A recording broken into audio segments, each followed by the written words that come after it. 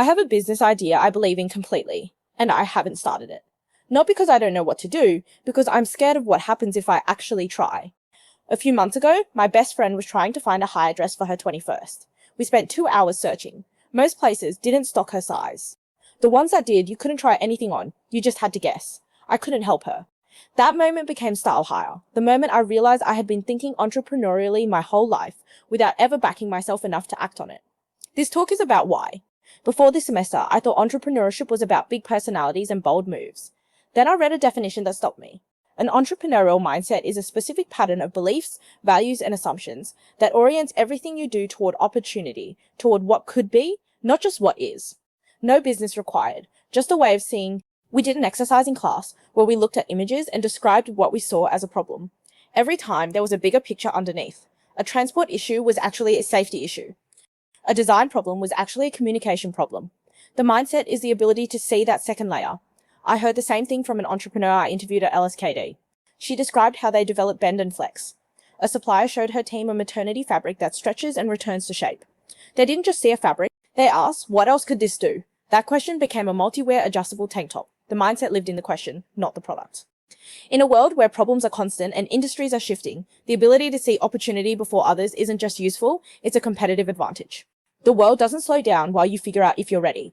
The people who move have trained themselves to see the gap first. So what did I discover about myself this semester? I did a personality assessment. I came back as an ESFJ and my dominant trait was conscientiousness, subtraits orderly, dutiful, achievement-driven, cautious. I've always been the person who plans everything before acting, in school, in dance, even in group work. It's why I succeed in structured environments, but also why I hesitate when there's no guarantee of the outcome. We use a framework called the fishbean model. Rate yourself across 5 dimensions of entrepreneurial mindset, then ask 5 people who know you to rate you too. That gap was the most useful data I got all semester. I scored myself low on self-efficacy. The people who know me scored me higher. Which means the story I've been telling myself about what I'm capable of is not the same story the evidence tells. I also completed a personal SWOT analysis. Strengths, creative thinking. Conscientiousness, people skills. Weakness, risk aversion at execution. My biggest threat, that I keep planning and never launch. Style High has a business canvas, a market analysis, a value proposition. It does not yet exist in the world.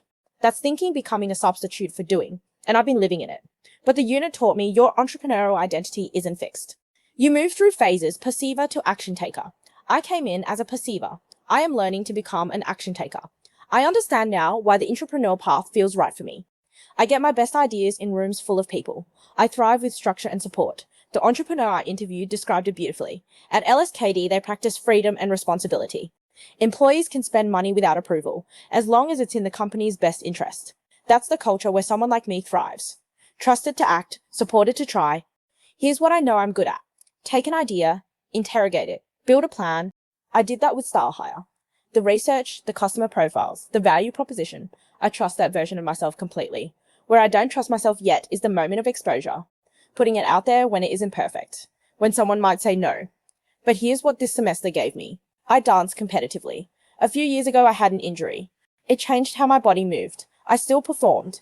Every session. It wasn't what I wanted it to be, but I didn't stop. And this semester I kept refining an assignment right to the deadline, convinced it wasn't ready. I submitted it anyway. It was fine. More than fine. Right now I'm confident in my ability to build something, but I'm still developing confidence in putting it into the world. Every time I push through something I wasn't sure I could handle, I build something no test can give me. Evidence that I am more capable than my fear tells me I am. That evidence is what confidence is actually made of. Just a record of doing the thing again and again until the fear gets quieter. So here's what I want to leave you with. Not take risks. Anyone can say that. Start with data. Do the personality assessment. Do the fishbone model. Rate yourself across 5 dimensions of entrepreneurial mindset. Then ask 5 people who know you well to rate you too. Because the gap between how you see yourself and how they see you, that's where you learn the most.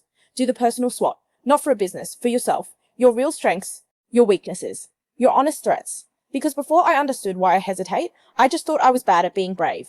Turns out I'm conscientious. I think before I act. That's not a flaw. That's information.